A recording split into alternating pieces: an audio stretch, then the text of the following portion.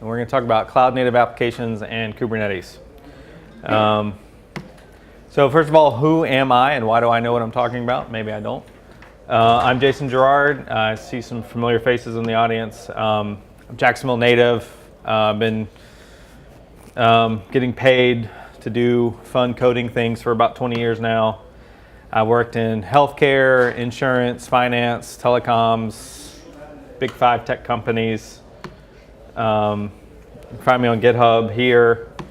Not a whole lot there unless you want to see all my dot files for my Vim setup. And Twitter, which I don't do anything on. And the code for this presentation is available on my GitHub. Not a whole lot to it though. So I'm going to dive right in. Oh, if you guys have any questions along the way about anything, feel free to just raise your hand and ask a question. So who uses the cloud right now? Okay, about half the room. And are you familiar with cloud native? Have you heard that term thrown around? So we have this lovely organization called the Cloud Native Computing Foundation. Microsoft is a member, Google's a member, there's a bunch of big companies that are members. I believe Red Hat, a few other companies are members. And they kind of shepherd products through like an incubation period, testing them out, helping them, and get them to graduate through their program and recommend them for use.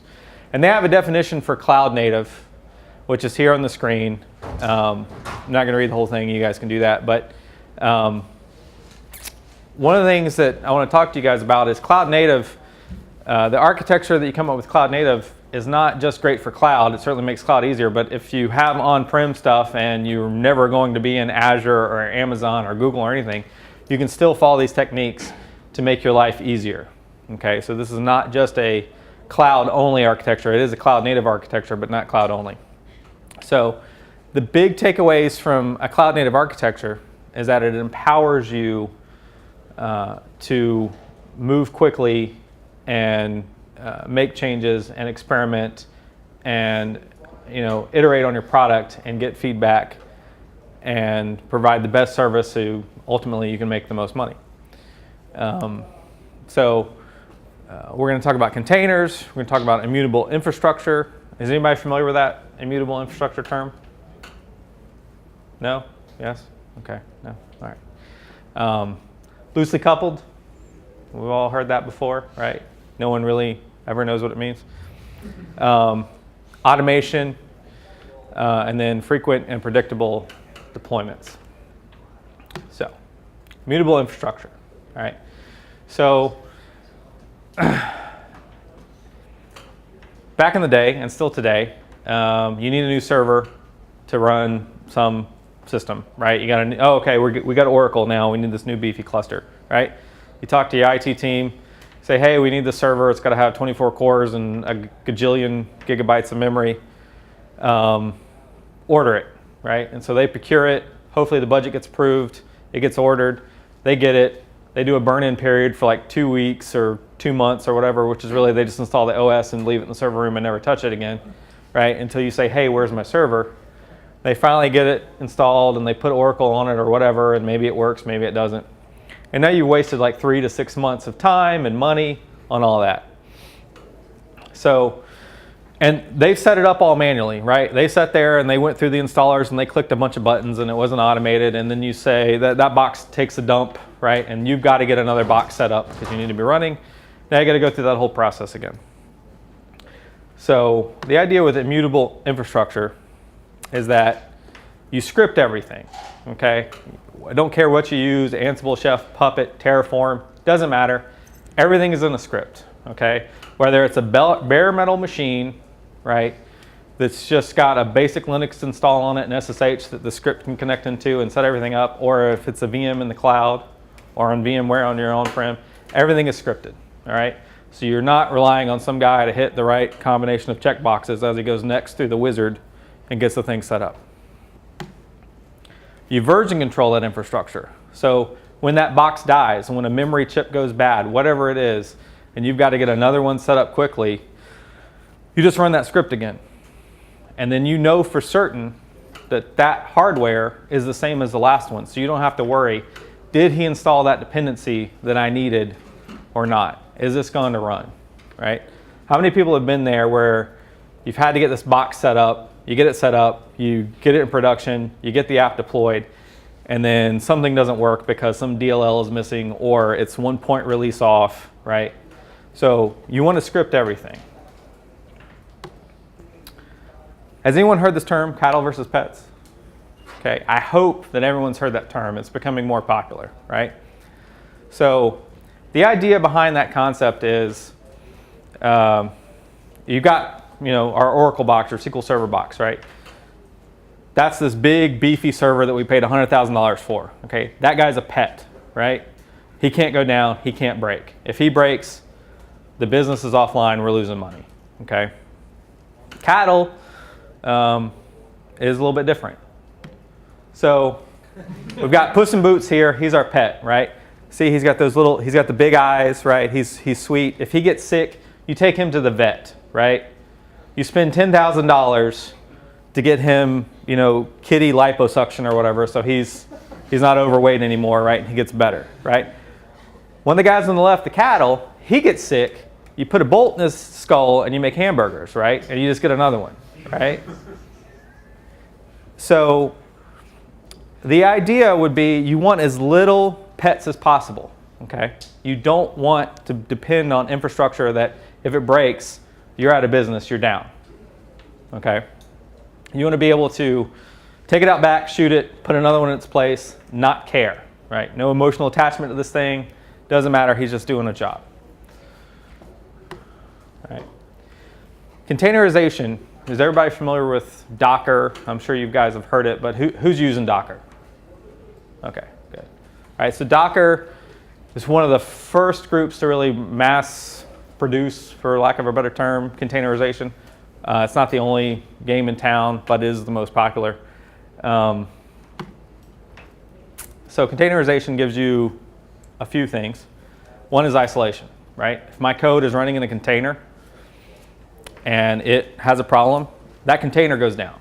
The rest of the system doesn't go down, right? So there are some existing systems that offer some semblance of this. So if anybody's using .NET and they're running an IIS, right? You've got your IIS worker processes, right? They're running your code.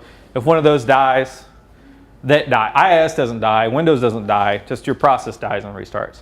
That is a form of isolation, right? So containers do that, but they take it a little bit further. And that they give you dependency management. Okay, so when I build a container for an application, I'm going to have all the dependencies in that container, right? So I can run on the server an application that requires .NET 1.1 and well, not really, but let's just say we could do that with .NET.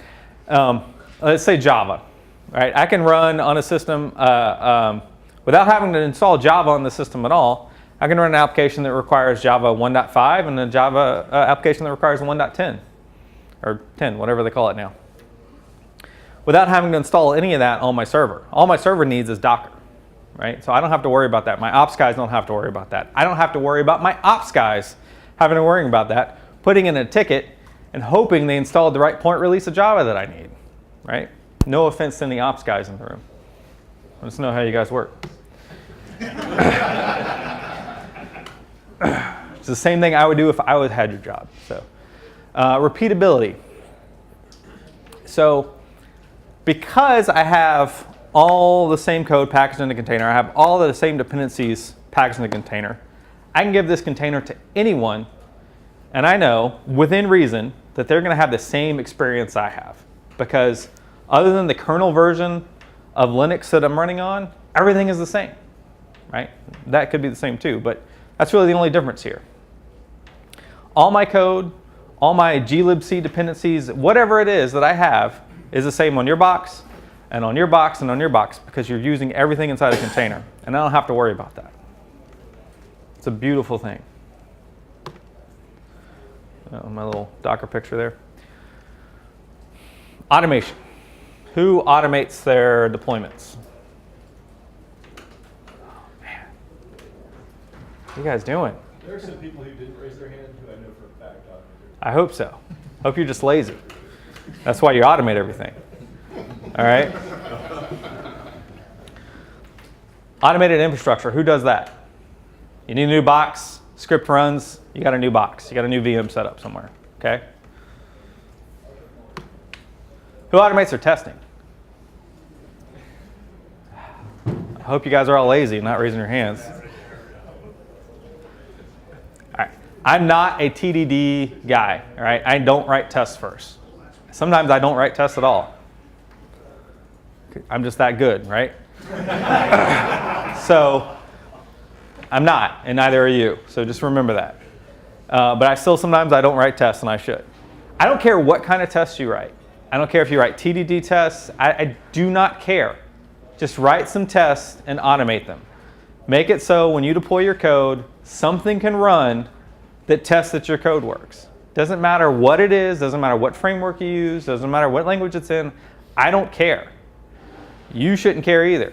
Just make sure that when this stuff gets deployed, you've got something that can test it to make sure it's good, and you're not relying on yourself or a whole QA team to go through for 3 hours and click a bunch of buttons on the screen to make sure stuff works. You need to automate it.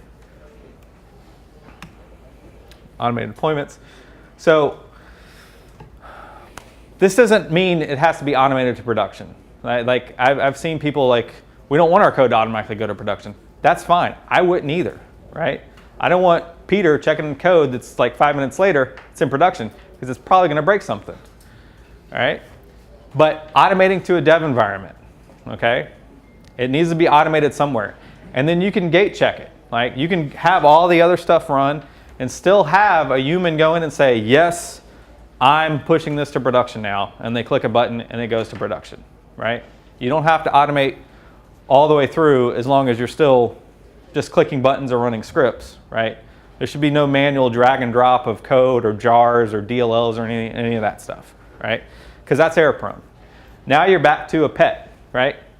If you're manually copying out DLLs to a box and you copy them in the wrong spot and you screw something up, you now have to fix that machine, right? He now needs to go to the vet, right? If you screw it up with an automated deployment, you just kill him, and then you run the last automated deployment that works to bring it back online.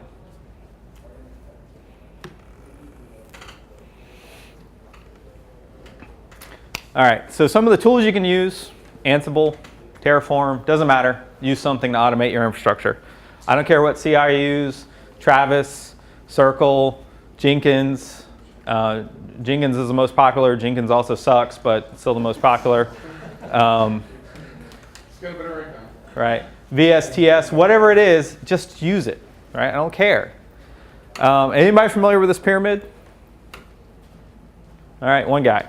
So this is Mike Cohn's test automation pyramid. Right? Smart guy, wrote some good books. So essentially what he's showing is where you should focus your testing on, right? Almost all your tests should be in the unit test level, right? Test the code where it's easy to test. Move up a level, have API tests. Basic integration tests for your backend services. And then at the top, your UI, you want your fewest amount of tests there, right? You don't want to be spending all day doing Selenium tests and all that kind of stuff. You just want your, that is your smoke tests, right? But where you're going to get your most bang for your buck is your unit and API testing. Spend all your time there. Anybody familiar with Michael Feathers? Okay. He wrote a book called Working with Legacy Code. It's a great book. Does anyone know his definition of what legacy code is? Code with no unit tests? Exactly. Right? It's not code that's 30 years old. It's code without tests, right? Because if you don't have tests on the code, you can't change that code easily, right? Because if you change the code, does it work? I don't know. I got to run the whole thing again, right? So I've had a client where testing the code means copying it to another server, starting a process, running it, attaching to the logs, and then making a phone call to test the VoIP stack to see. There's no way to automate test it. I can't run it on my machine. It's a 15-minute process just to get the code out there for one change, right? So I'm adding logging statements everywhere. I can't debug it, right, if there's anything wrong. You don't want that, okay? Loosely coupled. I don't have a picture for this because nothing good comes up when you search Google for that.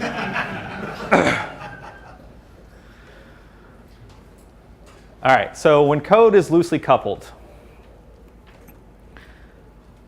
Yeah. It's hard to define because you hear loose couple and tight cohesion. But essentially what it means is bits of code aren't depending on other bits of code, right? They are, but they're not, right? They're all talking through well-defined interfaces, okay? When I say I need to work on a file, right?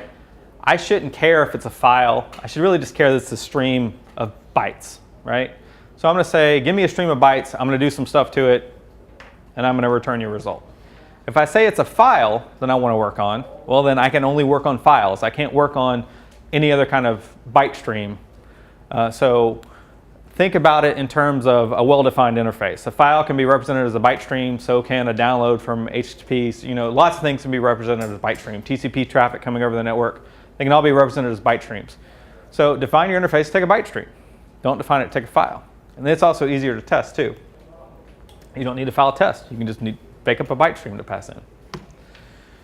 Bounded context, another term that you'll hear a lot that no one, you know, they just put it up there and they don't talk about, like I'm going to do.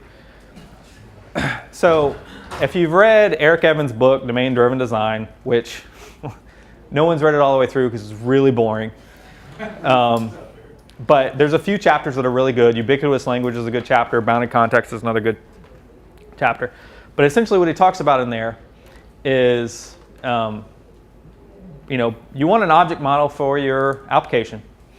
But you want it broken down so where you're only exposing a model that makes sense for what you're doing, okay? So if I have a e-commerce application that's got products and orders and shipping and all that kind of stuff, my product model, right? Like a product has a price, a SKU, a description, it's got the shape of a box, all these kinds of things, right? Not all the parts of your system care about that, right? When I'm ordering something from Amazon, I don't care what box it comes in, right? I don't want to know about that. So I don't need that in that bounded context for that. But when I'm doing the shipping portion and I know, well, can I fit this in this other box? You know, can I pack these together for logistics? That context needs to know what kind of box this product comes in so it knows, is this going to be a 3-day shipping? Does this qualify for 2-day free shipping? All those kinds of things. Can I package this together with other stuff that they've ordered? Right? So you don't want this big God object of product that's got like 50 million properties on it, right? Break it down so you only care about what you care about at that point in time. That's the essentials of bounded context.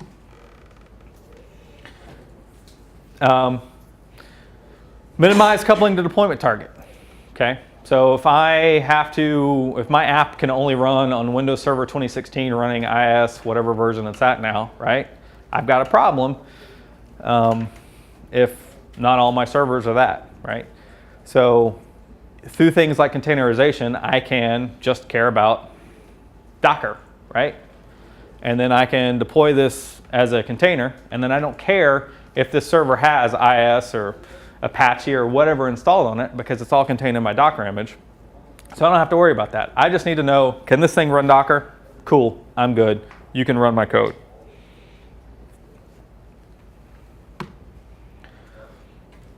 So if you were in Sean's talk earlier, he talked about 12-factor apps, which 12factor.net, go to it, check it out. It's great. It came out of people building apps for Heroku, which is one of the first platform as a service systems out there. And one of the things they talk about as one of the 12 factors is having your configuration in your environment. So first of all, they talk about having environments as close to prod as possible.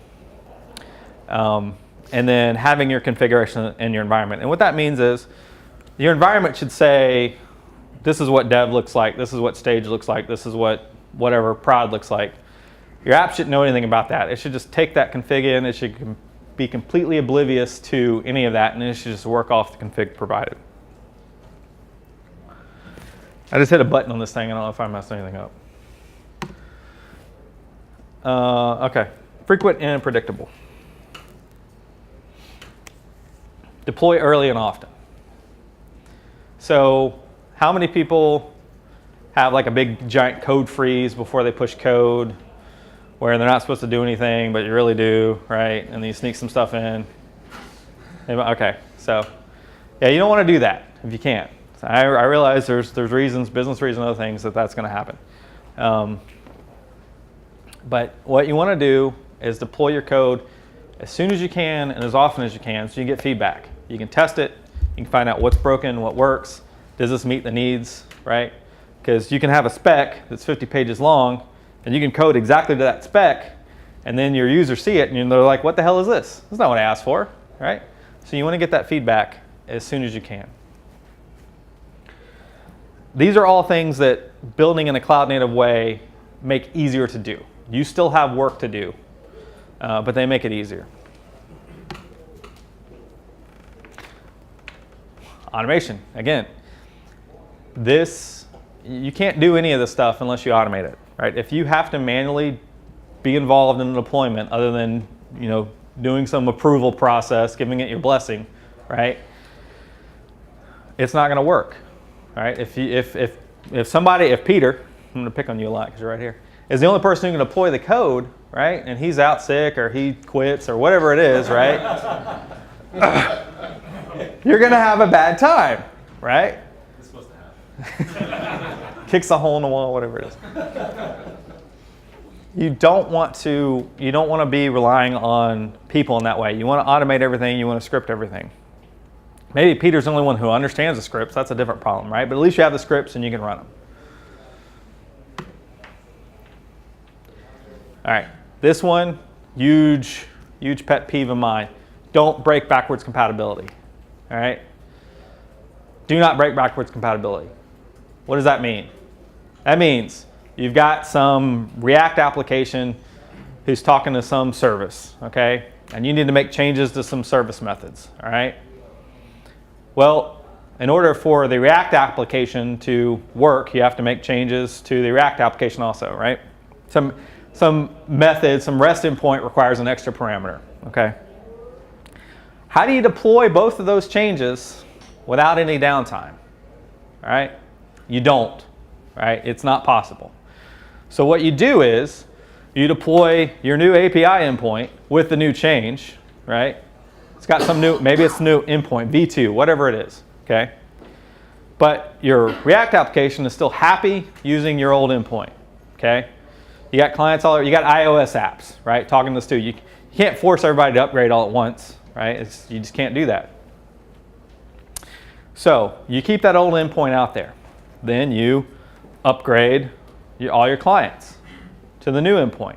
And then once they're upgraded, then if you want to get rid of that old endpoint so no one uses it anymore, go ahead, because all your clients are running the new one. But you never break the client. A very wise man said this: we do not break user space. Does anybody know who that is?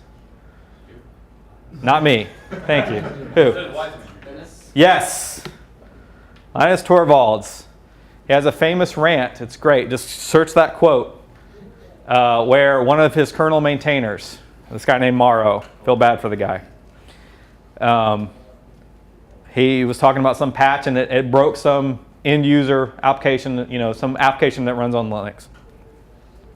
And the first line of his response is a quote from this guy, and then Morrow, STFU, right? I don't ever want to hear you say this again, right? We do not break user space, right? So you don't want to piss Linus off because he'll give you the bird. So all of these things can put you in a state where you're empowered, okay? Where you have confidence in your deployments because you know when this code goes from dev to test to staging, whatever your environments are, it's had some form of automated test run, hopefully, right? You've done that. Those tests, they're good, they pass, they ran locally, works in my box, also works in dev, also works in test. So when I go to production, I'm pretty confident it's going to work there. My quality's up, right? Because I'm finding things, because I've got these same tests that run every single time. I'm not relying on Joe Blow tester, who may be a really great tester, but he's got to remember to do the exact same steps every single time, right? If you don't automate that, he may forget a step. He may say, well, this worked, so I don't need to test X. I'm just going to assume that it worked, right? See, it's 4:45 on a Friday, and he wants to get the hell out of there, right? Your scripts aren't going to do that, right? Joe Blow might do that. Don't rely on him. He can write them, but don't rely on him to run them manually. The infrastructure, right? You know, this box dies, I can have another one up and running in 5 minutes, right? I'm ready to go. And it's going to be exactly the same as the last one, right? So I don't care. Doesn't even matter. It's just a hiccup. Hopefully, right? And now you're Superman, right? This took me way too long to edit that Kubernetes logo on Superman's chest. I'm not a graphics guy. All right, so I'm going to talk about Kubernetes now. Who is familiar with Kubernetes? All right, is anyone other? So it's pronounced Kubernetes, not Kubernetes, which I've heard it said. Just a little trivia. It's from a Greek word that means helmsman. This is what happens when guys in Silicon Valley come up with names. You know, they go to Google Translate, throw in something, and this is what comes out, and that's what they go with. It came out of Google. Okay, so Google released a paper years ago called, it was about their system called Borg, which is what they called their internal container management system. They built this system for them to run all of their distributed architecture. And then some of the guys who had worked on that and read the papers of Google was like, hey, there's nothing out there in the market right now that really does this. We've got like 10 years experience. We should do a clean room implementation, take everything that we learned, and we should open source it. And that's where Kubernetes came from. So what is Kubernetes? It's a distributed scheduler, which we'll talk about in a little bit more depth in a minute. It's self-healing. Okay, very important. It provides service discovery, configuration, the ability to scale out horizontally, deployments and rollbacks. So, we're all human. We all make mistakes. Oops, shouldn't have deployed that. Easy to undo. Okay. And then it all works based off of desired state configuration. Is that something that's familiar to anyone in the room? If there's any ops guys in the room, I hope they know that term. So desired state configuration is where you say, this is going to make the demo really interesting. Yeah, I'm going to act out what I'm doing. So we can talk while hopefully this comes back on. So Kubernetes has a master and a node type architecture.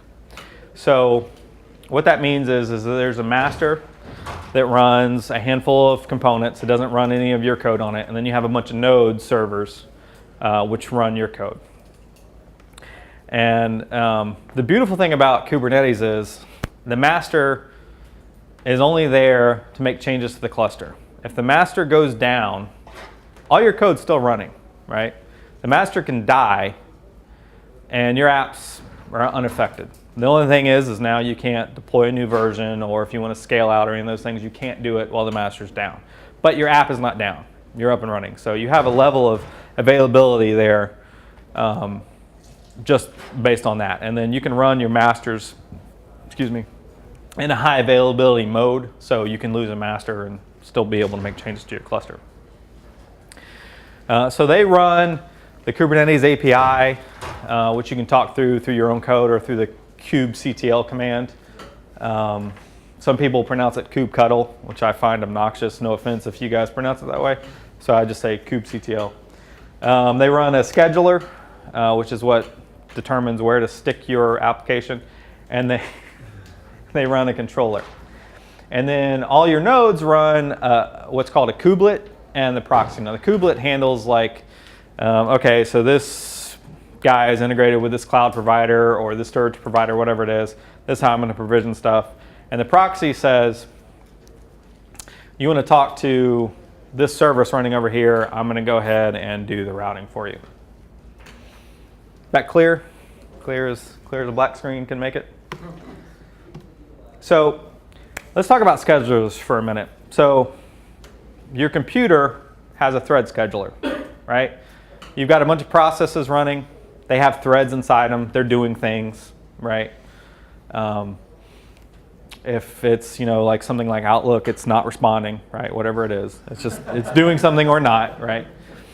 And then those are all handled by the operating system. So your code says, hey, I've got all these threads. I want you to go do work. Spin me up threads and you figure out where to run them, right? I've got 2 cores, I've got 24 cores, doesn't matter. It's going to decide where to stick those cores, okay? And then, or where to stick those threads, right? And then your computer has shared resources like RAM and disk and network, right, that they can all use, okay? So that is a very similar analogy to the way Kubernetes works. It'd be great if you could see this. So in Kubernetes, your smallest unit of work is called a pod, okay? A pod, you can think of like a process, okay? And a pod is made up of 1 or more containers that are running and doing some work. So you can think of the container kind of like a thread, okay? It's going to talk to the Kubernetes scheduler, and it's going to say, hey, I got this work to do, where should I run it, right? And then so you've got a Kubernetes node, right, which is going to run your code. You can think of that like a core, right, a CPU processor. And then they all have shared resources like RAM and disk and network that they can share. So it's a very similar concept. All right. So you've got, in Kubernetes, okay, you've got pods. So that's the basic unit of work. Does anyone need me to go into that anymore? Right? A pod is 1 or more containers, and we all know what a container is, right? Okay. You have some other objects. You have what are called deployments. A deployment says, I want you to run these pods. It's that simple. Run these pods. Here's some metadata about them. And I want you to run this number of pods. So I want you to run 1. I want you to run 5, 25, whatever it is. So a pod runs 1 or more containers. Okay? That simple. Deployment says, I want you to run all these pods, and I want you to run these copies of the pods. Okay? This is where desired state configuration comes in. Because I tell a deployment, I want you to run 5 copies. Okay? If I go out and I kill a pod, shoot it, right? It says, hey, there's only 4 copies. There's supposed to be 5. I'm going to make it run 5. Okay? So this is also where self-healing comes in, right? A pod dies, all right, but there's supposed to be 5 and now there's only 4. Well, Kubernetes immediately sees that and says, whoa, whoa, whoa, this isn't right. Run 5 of these. So in Kubernetes, you have the concept of a service. So a service in Kubernetes is literally just how you expose your pods to the rest of the world or to the rest of the cluster. So you can say, I want this pod to only be exposed to the cluster, or I want this pod to be exposed to the outside world. You have various different options. If you're using a cloud provider like Amazon, okay, when you can say service is type load balancer, what it'll do is it'll create an ELB for you, an elastic load balancer, which has got a DNS entry associated with it, and then it's going to route that traffic to your pods. If you use Google's cloud version of Kubernetes, same thing. You get a load balancer, but instead of a DNS name, you get an IP, right? Which then you can put an A record or a C name in front of that. Doesn't matter. Azure does something similar. I don't know what. I haven't used it in Azure. And so, but you have the ability to expose this guy outside. You can define your configuration in Kubernetes in what's called a config map. So you can say, here's this file that I need that has my configuration data, and then you can say, hey Kubernetes, this pod needs this config, and it will copy it out there.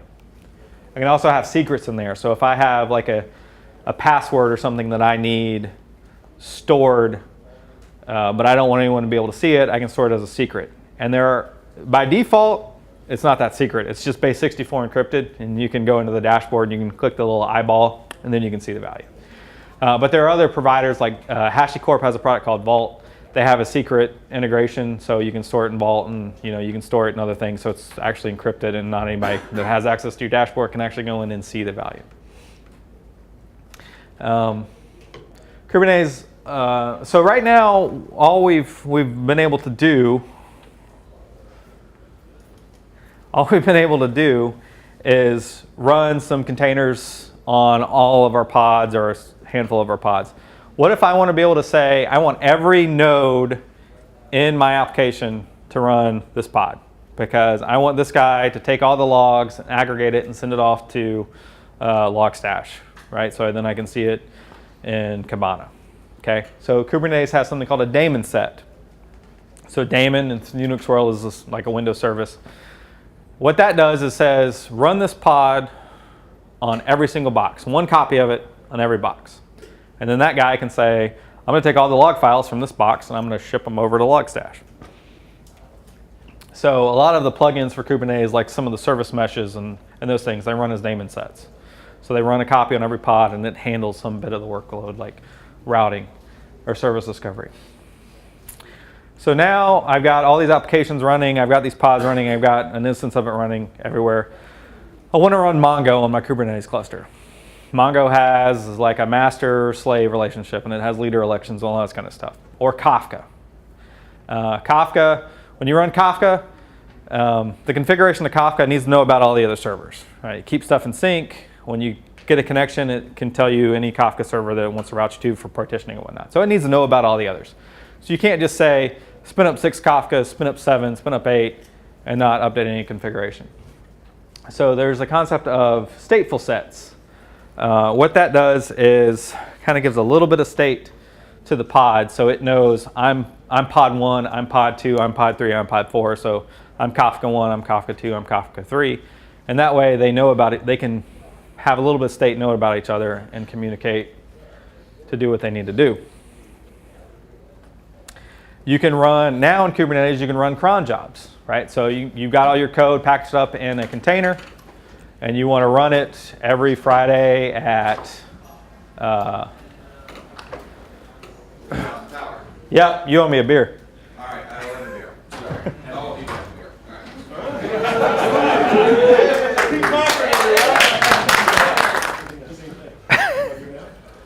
So with a job in Kubernetes, you can say, hey, I want this job to run every 5 minutes. I want you to spin up this container and let this container do its thing every 5 minutes.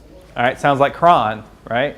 Well, Kubernetes has cron jobs. Same thing, uses the same syntax, right? Which no one can ever remember. Crontab.guru, go there, punch it in, and it'll tell you.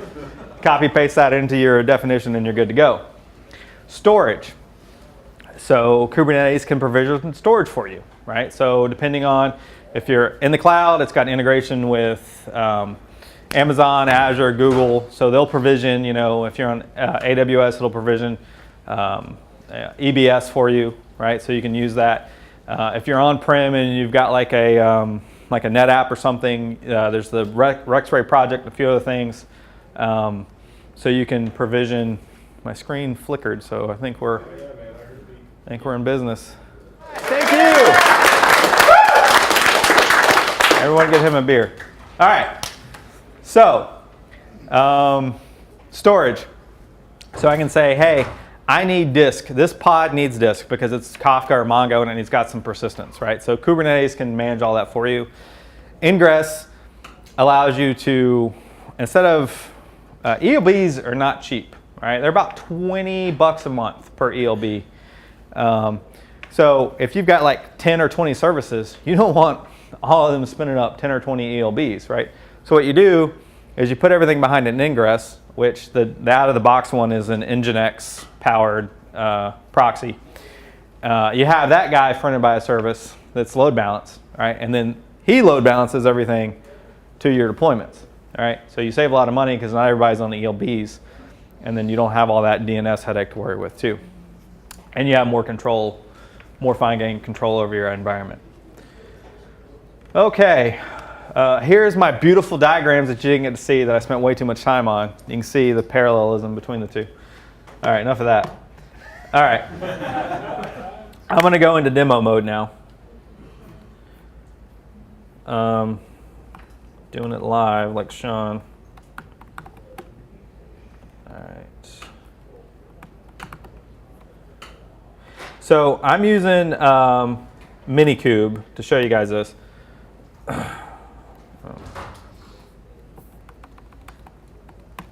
So what MiniCube is It's a distribution of Kubernetes that's packaged to run inside a single node, okay?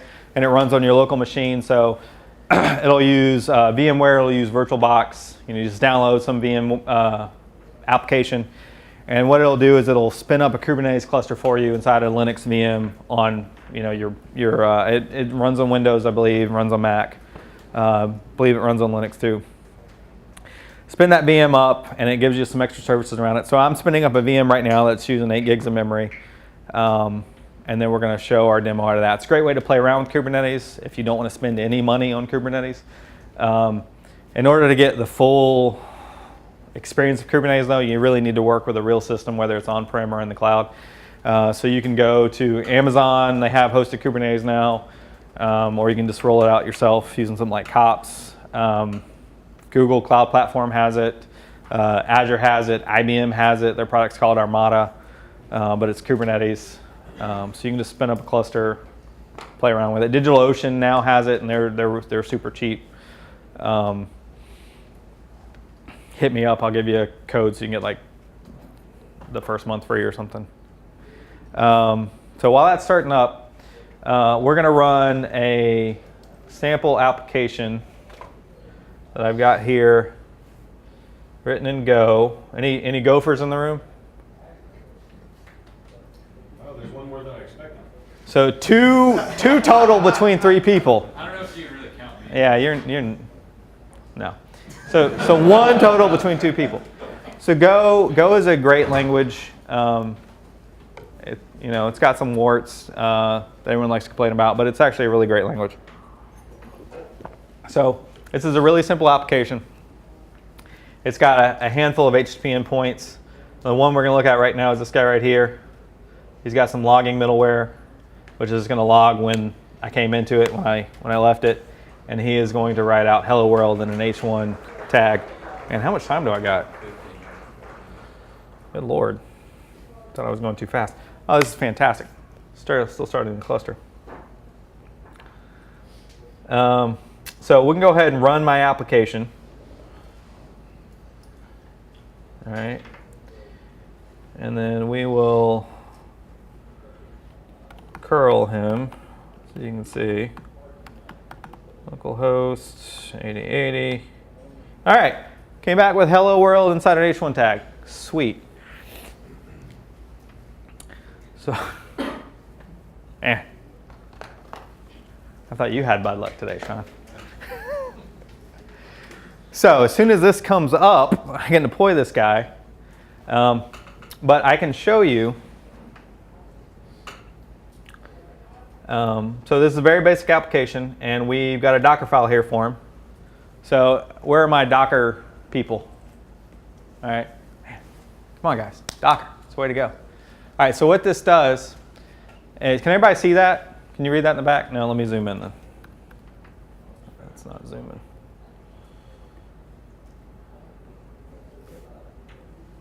There we go. Can you guys read that? All right. So this is the most basic Docker container you can ever have.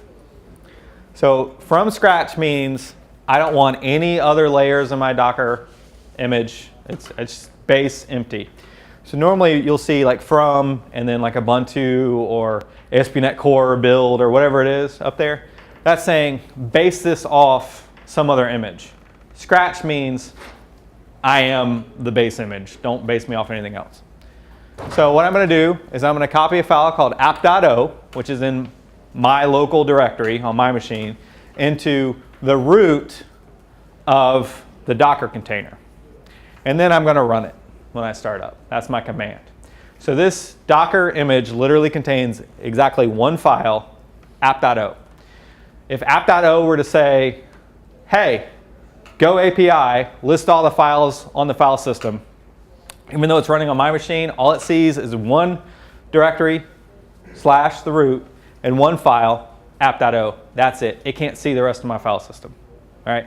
It knows that app.o is process 0, process 1, I don't remember, because it's the initial process that runs. So it doesn't know about any other processes running, can't access them. It's got its own namespace. Beautiful. Okay. So let's see. Hey. All right. No resources found is exactly what I wanted to see, believe it or not. All right, so Kubernetes, really quick.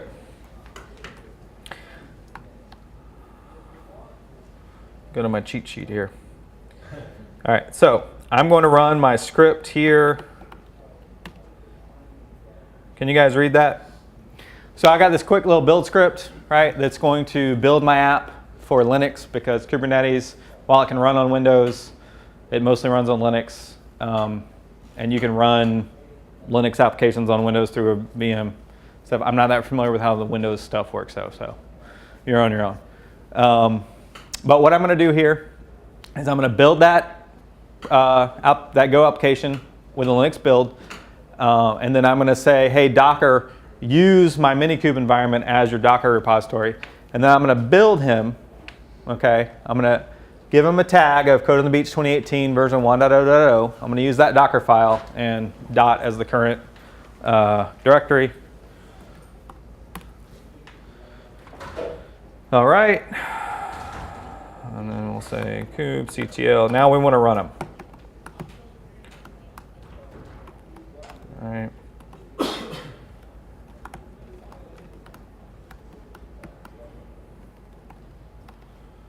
Yeah, we'll go ahead and we'll say replicas equals 3.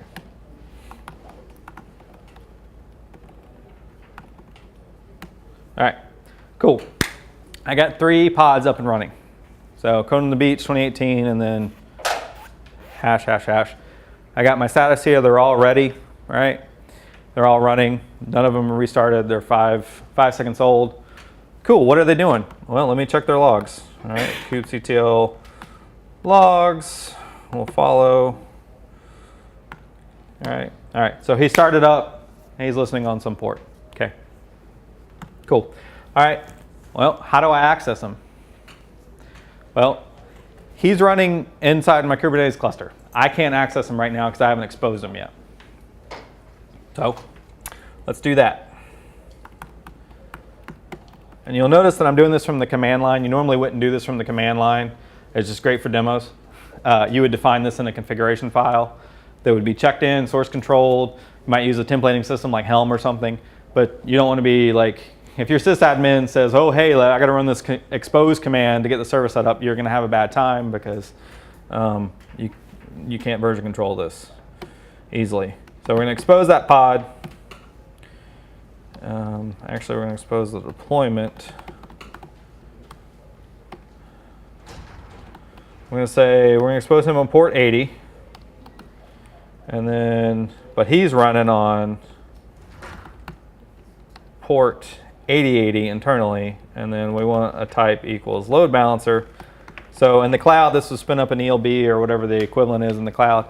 On MiniCube, it doesn't do any of that, but it makes it so we can access it from my laptop. All right, woohoo! So we can say kubectl get service. Cool, I got a service.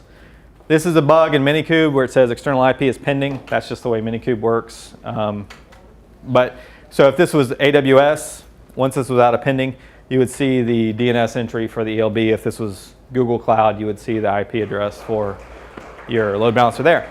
So, 7 minutes. Now we can get to this guy. So, MiniCube has this awesome little command that says MiniCube service, and we called it Code on the Beach 2018. Do that. There we go. There's our Hello World app running in MiniCube. You'll notice here, oh, thanks. You'll notice here that it's actually running on port 30,156. This is just the artifact of MiniCube because it's running in a VM on your machine and everything. If this was in the cloud or your on-prem setup, then that would have actually gone to port 80. So this is doing that's my public port for my VM. Internally on my VM, it's running on port 80, all that fun stuff. All right, so some of the other things I want to talk about. So real quick, let's go here. Let's say kubectl get pods, right? Hey, we've got 3 pods because I told it that I wanted 3 replicas. Kubectl delete pod. Let's delete the first one.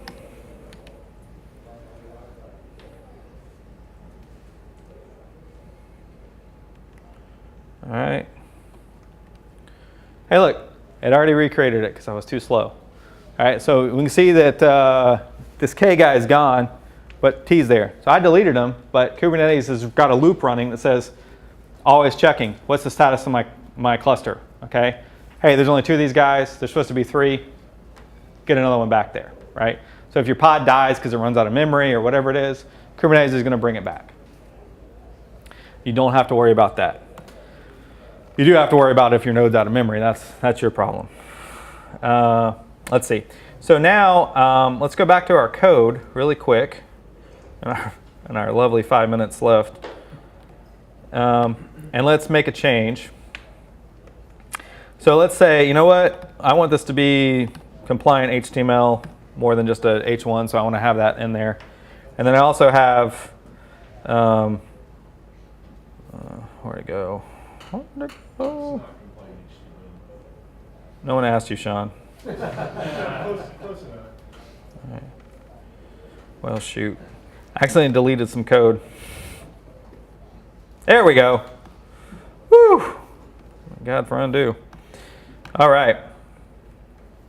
So we'll go back here. Actually, we'll go to our build guy. This would be automated in the real world, updating your version numbers, but hey, I'm at version 2 now. So let's run our build. Okay, so 2 things we're doing. We're returning compliant HTML. Yeah, whatever. Closer, there's always a version 3, right? And then we have this long running startup process, right? All right, which is really just sleep for 10 seconds. But in the real world, it's like, hey, my application needs to hit the database and query and get a cache, and I want to store all this in memory so it's not going to the database, and that takes a while. Or I got to process something first, right? I got to unpack these files, whatever it is, right? You got some long running startup process. So the problem is right now is when I start this guy up in Kubernetes the way it is now, he's not going to be ready to run for 10 seconds. But Kubernetes doesn't know that, so he's going to like, hey, I started that guy, route traffic to him, right? So then what happens is your users go in and they get like, they're just sitting there spinning, right? Because nothing's happening. So how do we solve that problem? Well, the first thing I want to show you in our remaining 3 minutes is, I forgot the command, so give me a second here.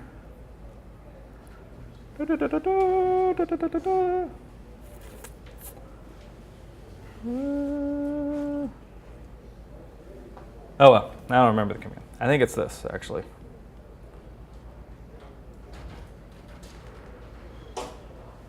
See, I never use the commands. I always do it through the config files. Yeah, see, that's not gonna work. So what I was gonna show you is, hey, I can tell Kubernetes, hey, I just pushed out version 2, go ahead and deploy version 2. And the way that it works is we've got 3 copies running. It's gonna spin up a 4th copy that's version 2. It's gonna stop sending traffic to one of those 3 copies, and then once all its traffic is done, he's gonna kill it. And now I still have 3, right? And then he's gonna spin up another version 2 and do the same for that until everything's on version 2, right? And I've got no more version 1s running. And then everything's great, right? And my users never knew. And I never had any slowdown, I never had any loss of capacity. And then I realized, oh crap, I just broke something. How do I fix this? kubectl undo, name of the deployment. It knows the last version it had out there. It's like, oh, okay. So it just reverses the process. It says, you're at 2, you used to be at 1, you want 1 to be the desired state now, so let's make 1 the desired state. Reverses the process. And then, let's see. The other thing I want to show you, which I'm not going to have time to really demo, but we can look at the code for it, is